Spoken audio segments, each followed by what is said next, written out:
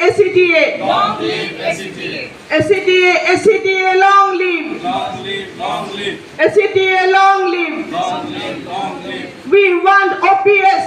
We want OPS! Restore OPS! Restore OPS!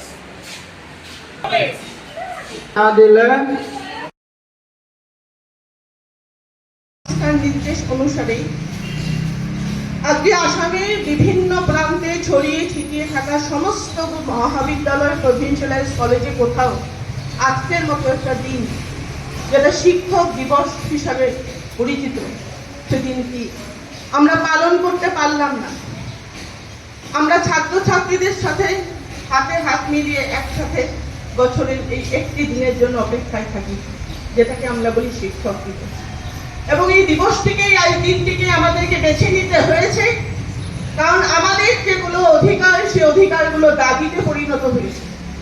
আর যখন অধিকার দাবিতে পরিণত হয়, তখন তার ভাষা একটাই, সেটা হচ্ছে প্রতিবাদের ভাষা। আমাদেরকে প্রতিবাদ করতে হচ্ছে নিজেদের অধিকারকে দাবি করে তোলার জন্য। যে অধিকার আমাদের পাওয়া না, সেই অধিকার আমরা পাচ্ছি না। আজকে আমাদের সামনে বিভিন্ন রকম সমস্যা আমাদের শিক্ষক সমাজকে একেবারে অসহনীয় করে তুলেছে। আমাদের জীবন, আমাদের ভবিষ্যৎ সুরক্ষিত না।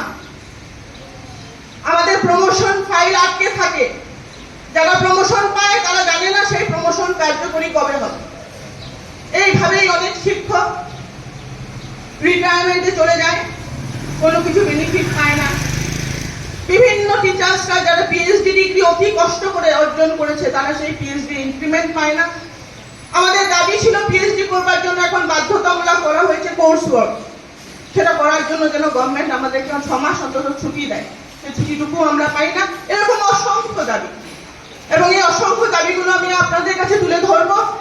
কিন্তু আমাদের যে দুটো দাবি, মুখ্যত যে দুটো দাবির জন্য আজকে আমরা সম্মিলিত হয়েছি আসামের সমস্ত কলেজের সমস্ত শিক্ষকরা একই ব্যানারের নিচে, যে ব্যানারের নাম অসম কলেজ শিক্ষক সংস্থা, সে দুটো দাবি হচ্ছে 2024 সালে জানুয়ারি মাসে যে প্রমোশনের লিস্টটা বেরিয়েছে, সেটা হচ্ছে 2019 সালের পরে বেরোনো একটি প্রমোশনের লিস্ট, এবং সেই লিস্টটা সম্পূর্ণ ভুলে ভরা, একটা অসঙ্গতিপূর্ণ পদোন্নতির একটি লিস্ট। এবং সেই লিস্ট অনুযায়ী যদিও বা কারোর পদোন্নতি হয়েছে দেখা যাচ্ছে, তাদের পে ফিক্সেশন হয়নি, এবং সেটা কবে হবে, কিভাবে হবে আমরা জানি না। এবং তাছাড়া 8/11/2023 তারিখে একটা ফরমান জারি করেছিল ডাইরেক্টর অফ হায়ার এডুকেশন, যেটাকে একটা ওএম বলা হয়। সেই ওএমটার একটা সংশোধন ভীষণভাবে প্রয়োজন, এবং সেই সংশোধন কিভাবে করতে হবে আমরা নিজেরা পর্যন্ত সে ব্যাপারে উদ্যোগী হয়েছি, সংশোধন করে দিয়েছি, পাঠিয়েছি ডিএইচকে, কিন্তু আমাদের সেসব জিনিস কেউ গুরুত্ব দেয়নি। সরকারের কাছে প্রতিনিয়ত আমরা দাবি জানিয়ে আসছি, অনুরোধ জানিয়ে আসছি, আমরা আমাদের প্রেয়ার জানাচ্ছি। আমাদের শিক্ষক সংস্থা সংগঠন রূপে দিনে দিনে দুর্বল হয়ে পড়ছে। আমাদের অসম কলেজ শিক্ষক সন্তান নেতৃবৃন্দ যারা আছেন, তারাও বিভিন্নভাবে দোষী সাব্যস্ত হচ্ছেন। কিন্তু আসল সমস্যাটা কোথায় আপনারা বোঝার চেষ্টা করুন। আসল সমস্যা হচ্ছে আমাদের দাবিগুলো সরকার গুরুত্ব সহকারে দেখছে না, এবং এই জন্য